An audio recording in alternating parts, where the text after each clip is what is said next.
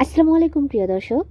এমন একটি সবজি যার নাম মটরশুঁটি, যেটি কিন্তু আপনারা শুধুমাত্র শীতকাল ছাড়া অন্য কোনো সময় পাবেন না। পুষ্টিগুণে সমৃদ্ধ এই সবজিটি আপনারা কিভাবে 1 বছর পর্যন্ত সংরক্ষণ করবেন সে পদ্ধতিতে আজকে দেখাচ্ছি। তো দেখতে পাচ্ছেন, প্রথমে আমি পানি গরম করে নিয়েছি এবং এখানে দিয়েছি সামান্য একটু বেকিং সোডা এবং লবণ। এই বেকিং সোডা এবং লবণ দেওয়ার কারণে এর ভেতরে যে ব্যাকটেরিয়া বা জার্মস থাকবে সেগুলো কিন্তু মরে যাবে, এবং লবণ প্রিজার্ভেশনের কাজ করবে এবং বেকিং সোডার কালার ঠিক রাখবে, এবং এর ভেতরে যদি কোনো জীবাণু থাকে সেটা কিন্তু ধ্বংস করে ফেলবে।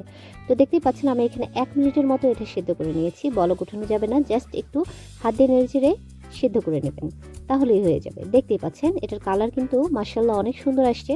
এবং এই পর্যায়ে এখান থেকে তুলে সঙ্গে সঙ্গে ঠান্ডা পানিতে দিয়ে এটা আবার তুলে নিতে হবে, এর ভেতরের যেন গরম ভাবটা একদমই চলে যায়।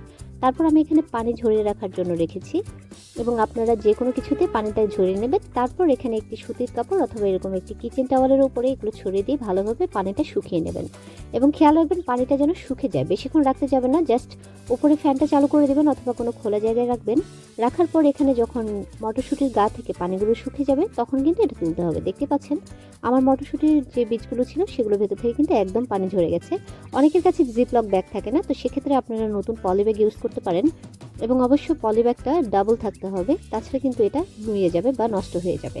তো দেখতেই পাচ্ছেন আমি এখানে পলি ব্যাগ ব্যবহার করেছি, এবং আপনারা এটা কাচের বোতল বা প্লাস্টিকের যে কোনো কন্টেনারে এটা সংরক্ষণ করতে পারবেন, কোনো সমস্যা হবে না। তবে খেয়াল রাখবেন এই মটরশুঁটির গায়ে যেন কোনো প্রকার পানি না থাকে। তো আমি এখানে এটা সংরক্ষণ করছি, এবং এটার ভেতরে যে বাষ্প থাকে সেটাও কিন্তু বের করে দিতে হবে। হাত দিয়ে ট্যাপ করে বের করে দেওয়ার পরে এখন এখানে ভেতরে যদি কোনো এয়ার বাবলস থাকে সেটার জন্য আমি এখানে একটি সূচ অথবা যে কোনো একটি ধারালো সূচালো কিছু দিয়ে আমি এটাকে জাস্ট একটু ট্যাপ করে এটা ফাঁকা করে দিচ্ছিলাম, কারণ যেন এর ভেতরের বাতাসটা বের হয়ে যায়। এখন আমি এখানে ডাবল লেয়ারের জন্য আরও একটি পলিব্যাগ ব্যবহার করছি, এবং তারপর এটা ভালোভাবে রেখে দিচ্ছি ঠিক এভাবে। এখন আমি এটা আরেকটি কন্টেনারে, দেখতে পাচ্ছেন আমি এটা স্টোর করছি, এবং এটা অবশ্যই ভালো মানের প্লাস্টিক কন্টেনার নেওয়ার চেষ্টা করবেন, তাহলে কিন্তু এটা অনেকদিন ভালো থাকবে। এবং এভাবে তার উপরে আরও একটি পলিব্যাগ অথবা কোনো জিপলক ব্যাগ যদি থাকে তাহলে আপনারা সেটাও ব্যবহার করতে পারবেন। তো দেখতে পাচ্ছেন আমি এখানে সরাসরি ডিপে রেখে দিচ্ছি এখন এই অবস্থায়। ঠিক এই প্রসেসে কিন্তু আপনারা কাঁচামরিচ, সিমের বীজ এবং গাজরও এই অবস্থায় আপনারা স্টোর করতে পারবেন। ভিডিওটি যদি ভালো লাগে একটি লাইক করে চ্যানেলটি সাবস্ক্রাইব করে পাশে থাকবেন। আজকের মতো বিদায় নিচ্ছি। আসসালামু আলাইকুম।